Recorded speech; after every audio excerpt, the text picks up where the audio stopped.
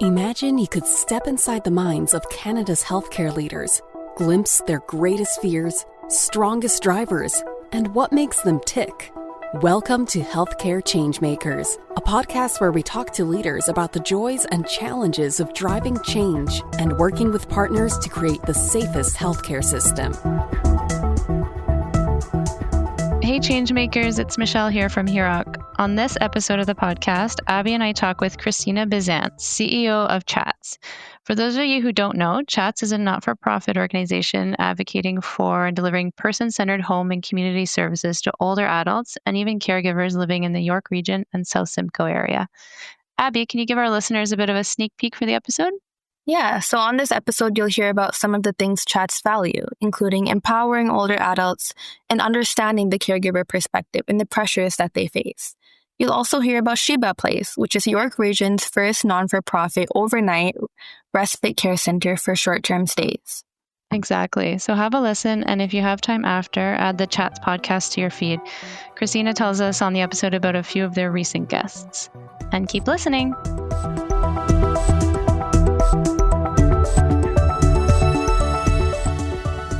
Hi, Christina. Thanks for joining us today. Well, thank you for having me as your guest. Of course. I want to start off maybe with an easy one, or I think it is. Can you tell us about your first job ever? My first job ever. Mm-hmm. Oh, that's going back many years. And I'm trying to sift through which one would be most appropriate to call the first job. I guess it was working in retail at a company that no longer exists. It's passed into the annals of formerly great retail families. It was known as Eaton's at the time. Oh, yeah. Oh, that's good. That's a memory then for sure. And I love a retail job. I feel like it teaches us so much. So I'm sure you learned a lot. Well, it certainly gives you a lot of exposure to many different people. Yeah. The customers, yes. Okay, so now I was just wondering if you could tell us where you work and what you do. Well, I'm proud to serve as the CEO of CHATS, Community and Home Assistance to Seniors. We're a not-for-profit organization that serves some 8,000 clients and their family caregivers across York Region and South Simcoe. And we serve our clients with just over 300 staff and close to 300 volunteers who are involved in the team delivering care and services. Amazing. What do you remember when we were speaking about first jobs? I was thinking about this. What do you remember about your first day at CHATS?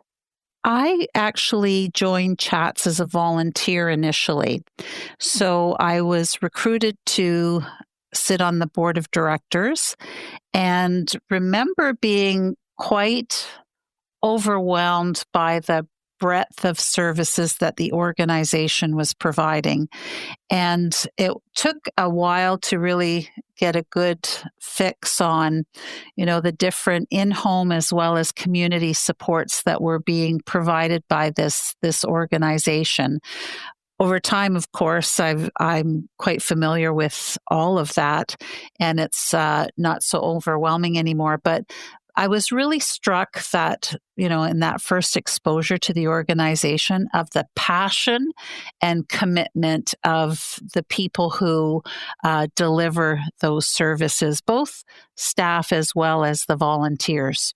That's cool that you went from board member to leading the organization, maybe an unexpected kind of shift, I guess. It was. The organization at the time was going through some changes, and a number of my board colleagues suggested that our CEO had taken early retirement. So some of my colleagues suggested that I step into the role just to get things stabilized. And I said, okay, I'll do it for 6 to 9 months. 13 years later, I'm still here. Wow. Yeah, that's a lot longer than 9 months. I wanted to talk to you because I know you mentioned it before about how CHATS empowers older adults. So I just wanted to ask you about the empowerment piece and why it's so important to the organization. Well, empowerment really is at the heart of everything that we do at CHATS, because we believe that aging should never mean that an individual loses their dignity or their choice or agency over, how they are able to live their lives. And whether it's through our wellness programs, our transportation services, our assisted living services, and adult day programs, and so much more, we're really looking at designing services that put older adults in control as much as possible of their own lives. The other thing about empowerment is it really does foster resilience and helps to combat the isolation that too many older adults are experiencing in our communities. And through that, it just provides a strategy for better health outcomes and much stronger social connections. So empowerment really is that core piece of how we approach, the culture of Chats and how we approach the services that we do provide. You mentioned a couple programs there that play a role in empowering. Is there one service that you can kind of highlight for us that you're particularly proud of at the organization? I think, I'm proud of all of them. Mm-hmm. And I have to say that because I don't want to leave out any of the staff team who are working hard at delivering any particular service. But I think that one of the services that really has always impressed me is our assisted living for high-risk adults program. And that is where we are able to provide on-site 24/7 both scheduled and unscheduled visits to clients living in a particular building or within a community around a hub site. And why I'm impressed with it is because we have some clients who, in other situations, may have been considered so high risk and so complex in their care needs that it would have been an automatic, do not pass go, do not stop, just go directly to long-term care. And many of these individuals have chosen not to have that as their course of aging, and they want to be able to age in place, stay in their own homes. And we hear so many stories from not only our clients, but also their family members and caregivers who say, were it not for the care, the in-home care and support that they received through assisted living, many of these individuals would have had to go to long-term care or may have ended up in the hospital in an ALC bed. So it's really quite a remarkable program, and one that I feel that with appropriate investment, increased investment from government, we could expand the program and see so many other people be able to age in place, continue to live in their own homes much longer than they may otherwise be able to do. For sure. And that's a good call out just even for our other subscribers across Canada who I know are kind of working on that same piece about helping older adults stay in their homes as long as they can. So I think that's really lovely. Good concept and something very to be proud of. But shifting gears a little bit, I guess it's on that same line, thinking about staying in your home. We've spoken a little bit about how for Chats, a big focus is the caregiver perspective and understanding those pressures. So how does this play a role in informing some of your programs and services? Well, I think we have to acknowledge that caregivers really are the unsung heroes of our health system. And were it not for the presence and support that is being provided by informal caregivers, our health system could likely collapse.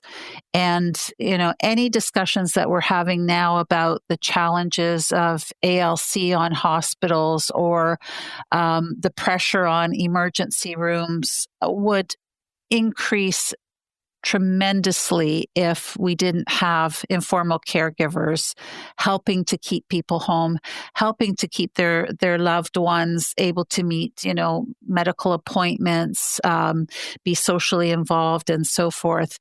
And so we focus on that because we recognize that we're really at a breaking point for many caregivers who have been under so much stress, who are overwhelmed by having to, deal with the challenges of their own lives, let alone, manage the care of a parent, a spouse, or a child.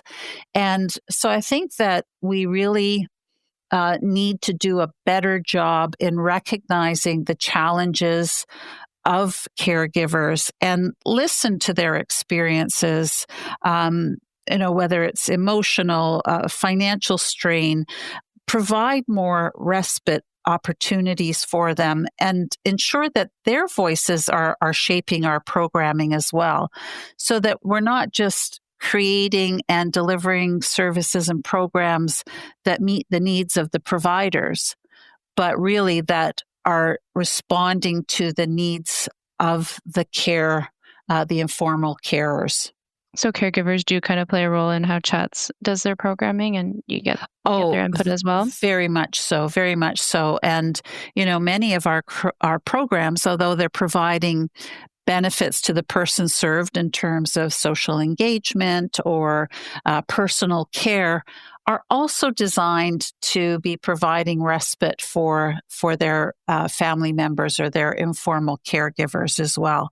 Mm-hmm. And it's interesting because I've been advocating for caregivers and for better supports, whether it's things like tax credits or more respite programs or an ability to have more resources available to meet their needs for many, many years now. But it wasn't until last year, as a result of some health issues that my husband started to experience, that I got suddenly thrust into the role of being a caregiver myself. My parents had passed away when they were quite young, so I never had that experience of having to look after elderly parents. But suddenly my spouse had some challenges, and you really do realize that there's a lot you have to give up in terms of your own independence. I was able to manage my career and my workload quite well because I had the support of a partner here in the home. But when that support goes away for whatever reason, whether it's cognitive or physical decline or mental, it suddenly means that now you're having to look after and work in your schedule around another individual to help them be able to thrive. Yeah. So I now know firsthand what impact that has on an individual and the ability to be able to support our loved ones to be able to continue to live healthy and well. It's like you read my mind. I was going to ask you actually if you ever have had to play the role of caregiver, not had to, but have done that in your life and what that was like. So yeah, I imagine that experience was kind of eye-opening, but also in your role, because you're already so well connected, to have kind of had a little bit of a leg up maybe on some other people who are in that role might have to just kind of start from scratch and learn. So you got to see kind of how it works, which is great. It is great, but I have to tell you that even with the knowledge that I have and the experience from a professional standpoint, you still almost have to start from scratch in the sense of, now you're coordinating medical appointments, you're making sure that your loved one is compliant with their medication, that they're taking it on time and with food, that they're getting fed regularly. I have a very irregular work schedule. So I wasn't always sort of at home at 5:00 to prepare dinner and serve it at 6:00. Actually, my spouse did that for me. So, I didn't have to think about those things. Now, my scheduling, my perspective has all changed. So I really appreciate what informal caregivers and family members are going through. Yeah, I can tell. I can hear that very well.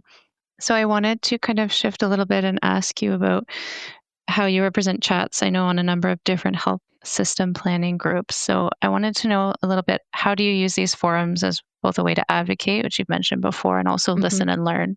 Mm-hmm. Well, I think, first of all, it's important to recognize that these forums, whether they're advisory tables, network tables, or committees and so forth, are really important as spaces for collaboration and systems thinking. I like to approach them with three goals in mind. And the first is obvious, to advocate for the needs of older adults and caregivers. So the constituency that I represent at those tables. And the second is to also advocate for the sector that I'm in. So I'm in the community support services sector. That's what we call ourselves, although we do provide home care as well as an organization, but we identify as being part of the community support services sector. And then thirdly, as an opportunity to listen and really listen to what's happening across the health continuum. Because I'm having an opportunity now to sit with primary care, to sit with hospital representatives, to sit with mental health organization representatiors. It's such a wonderful opportunity to really sit and listen to what other sectoral representatives are experiencing, their perspective, and some of the initiatives that they're involved in. So on those three fronts, I find that the planning groups are very, very important, but so beneficial to me personally as well as to chats. Yeah, and I imagine you find ways that you can kind of work together as partners with some of these groups based on kind of the conversations you're having. Absolutely. And it's also an opportunity to bring the experience of our clients into these policy conversations. Many of the groups, if not all of them, do have representation from patient, caregiver, and client representatives as well.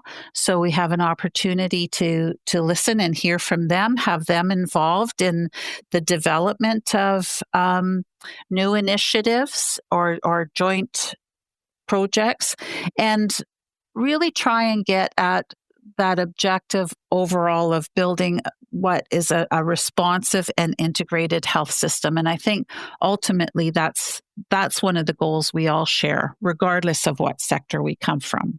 That's very well put. Before I shift off to Abby and pass it to her for some questions, I wanted to ask you about your role as Ward 7 counselor for the town of Newmarket. I imagine you have a strong pulse on the community that you serve there. And so what is the biggest takeaway that you've learned in your role there? Yeah, I didn't mention that, did I, when I was talking about So I'm serving in my third term as Ward 7 counselor for the town of Newmarket. And I actually got involved quite serendipitously because I was part of an organization in my local neighborhood that was working to try and oppose the development of our golf course. The neighborhood had been built around a golf course concept, and we had a lot of beautiful green space. And when the golf course was sold, we were trying to oppose the ability of the developer to build on that piece of land for many different reasons: quality of life, environmental, just cultural for the community, the opportunity for using it for physical fitness. I mean, there was a whole number of reasons. And having been very involved in that and many discussions with the town council of the day, getting involved with the Ontario Municipal Board at that time process, it really kind of opened my eyes to the whole world of municipal politics, but what municipalities do in building communities. And so I had an opportunity to put my name forward in the election and won it and have been there for the last almost 12 years in that capacity.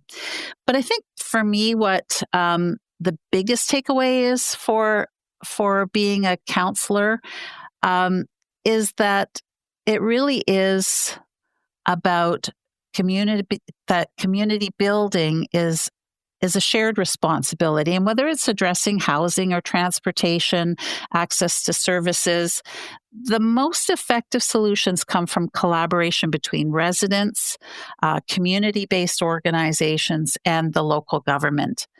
And not unlike what I was talking about in terms of the health system planning groups, but even at a municipal level, I'm always listening to people's stories, responding to their concerns, looking at ways in which we can improve the quality of life, the amenities, and the community that we live in. When you said earlier that your schedule was kind of a tough one and that, you tend to be quite busy days, now I can see it. Like just having the role that you have at work and the role that you play in the community as counselor. Yeah, good for you. That's a lot. Well, I think, whenever you approach something that you really care about and you do it with passion, it's never too much. That's well put. Abby, I want to pass to you for the next few questions. Yeah, it's great to meet you, Christina. Hi, Abby. Hi. So tell us about CIBPA Place. We hear the Respite Care Centre is the first of its kind in the region for people with dementia. Yeah, so CIBPA Place is an initiative that we're incredibly proud of, and it came about as through a discussion that I had with one of my colleagues, actually through the Western York Region Ontario Health Team, where we were talking about, the growing need to provide that respite relief for caregivers, and to have something in place that would be a safe place that clients with some dementia could go to for overnight or a longer stay of a couple of weeks, and give the family member some relief from having to be concerned about leaving their loved one at home or just not being able to get away themselves. And so we started talking about this notion of an overnight respite care home, and with a specific focus on serving people with dementias. There are homes like this in other parts of the GTA, but nothing like this has been done in a not-for-profit way in Western York Region. So we started talking about how could we do this, and what ways would it be possible to secure a home or a house or a building for us to have this program running. So we're delighted to partner with an organization called Care is One, which is a nonprofit that is responsible for raising the funds for all of the capital costs of CIBPA Place. And once it's completed, it'll be turned over to Chats for the operational part of it. The beauty of this home is it's actually a heritage home, and is being completely renovated, so it's repurposed into an overnight respite care home. And we're very, very excited. The response from the community has been amazing, not only in terms of fundraising, but other support that we've been receiving. And we know that we've got a very anxious group of people who can't wait for CIBPA Place to open, because they've already got the time booked that they'd like to have their loved one come and stay at CIBPA Place. Yeah, that's amazing to hear. And being the first of its kind in the region is no small feat. And now that we're talking about it, I'm wondering how you got through those hurdles of being the first of its kind in the region. Did you lead into partnerships, talk to other centers, etc.? Yes, all of the above. And, and I have to say that there are other overnight respite homes. There's one in Eastern York Region, but it's operating under a slightly different model. And there are for-profit homes as well where people can stay. So this is the first dedicated respite care center in Western York Region. So, we were responding to a need in that community that nothing else currently exists there to serve in sort of a safe, culturally sensitive way. So we were able to partner, as I said, with Care as One, who have been doing, the bulk of the fundraising for all of the capital costs. We've been getting other in-kind support offered to us. And when it's complete, this house, it's gorgeous. It's a beautiful old century home, but it will be completely renovated inside with all, current safety and standards met. So it's really going to be quite lovely. Christina, where does the name come from?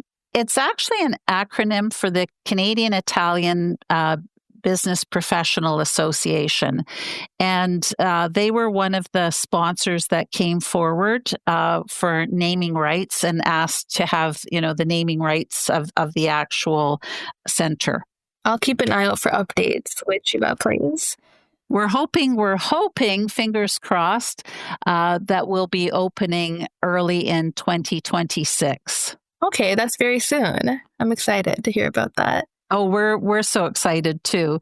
And of course, anything like this, because it is a heritage home. So on top of regular, and some of your members and listeners will know the challenge if they've been involved in redevelopment initiatives, that you've got the city permitting and everything that you have to deal with. But because it is a heritage home, we also have a whole other set of standards and requirements and so forth, because we still have to preserve the integrity of the house as a heritage building.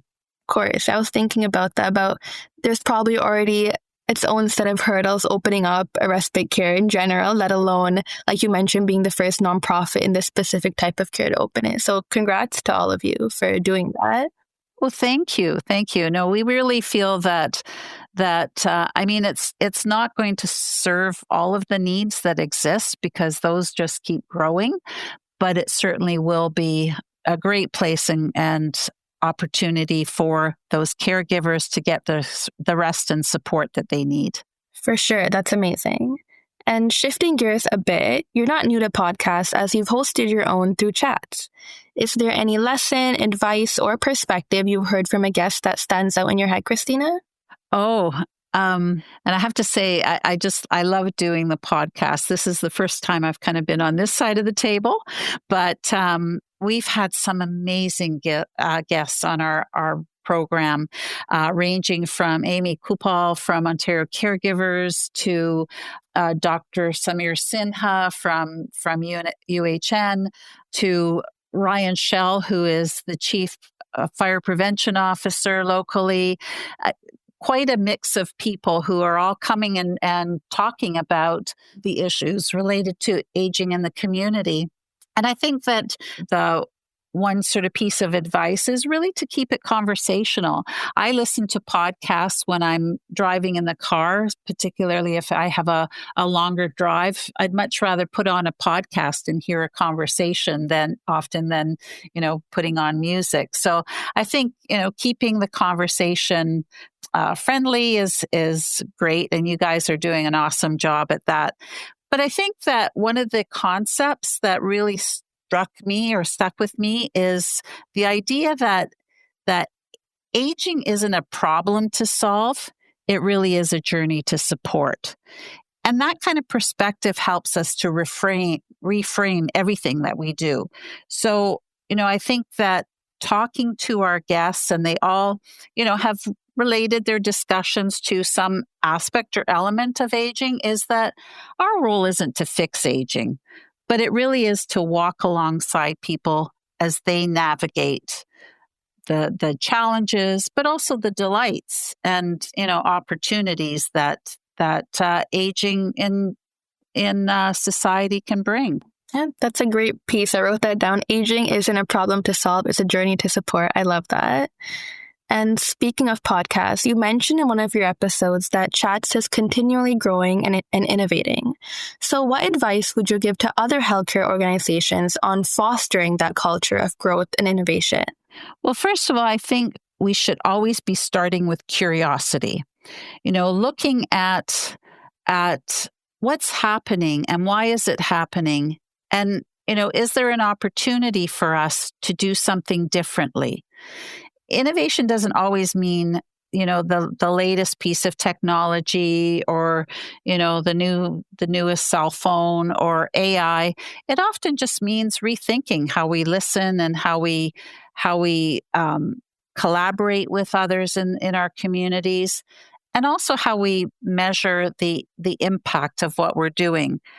At Chats, we have ingrained innovation as part of our culture, and we're always empowering our staff to bring forward ideas, pilot new models, and also to learn from failure, because many organizations, particularly some of the smaller ones, are a little reluctant to want to innovate or try to innovate because, they're concerned about, well, what happens if we fail? And my advice is really to look at ensuring that people are operating in a culture where they feel safe to challenge the way we've always done things, because that's how we've always done things, but also to look at, from the lens of the persons served, how can we do better? What can we do to meet a need that perhaps we didn't recognize before? Is there a way that we could better engage the people we serve in helping us to develop those innovative approaches and services? So I think it's really about, fostering that sense of wonder and curiosity and safety around innovating for the good of the people that we serve. Yeah, that's great advice. Curiosity, collaborating, listening, measuring impact. So many great takeaways from what you said. And lastly, we can tell through your roles as CEO, ward counselor, and the many volunteer activities that you do that community is something that you value and you strive to build. So where did this passion for community stem from? I think it really came from my family.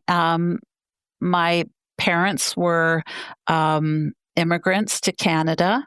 They had to start from scratch and, building careers and building a place in the community. And my father in particular was very actively involved in a number of community organizations.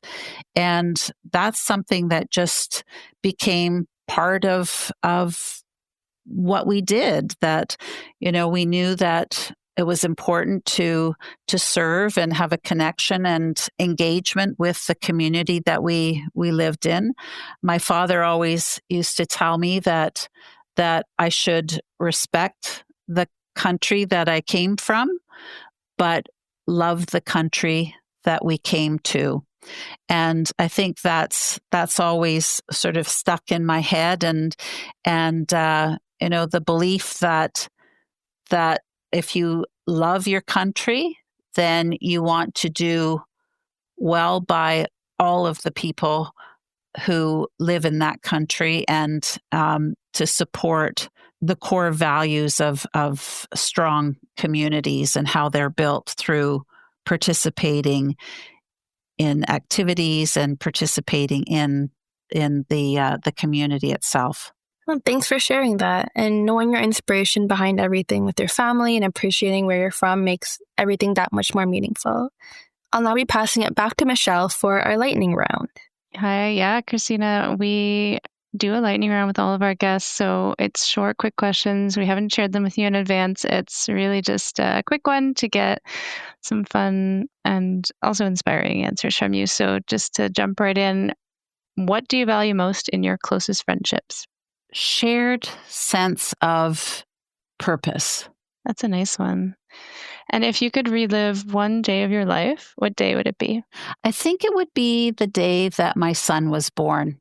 For me, that was a turning point in my life, and also, made me a mother who had very different responsibilities than I'd ever had before.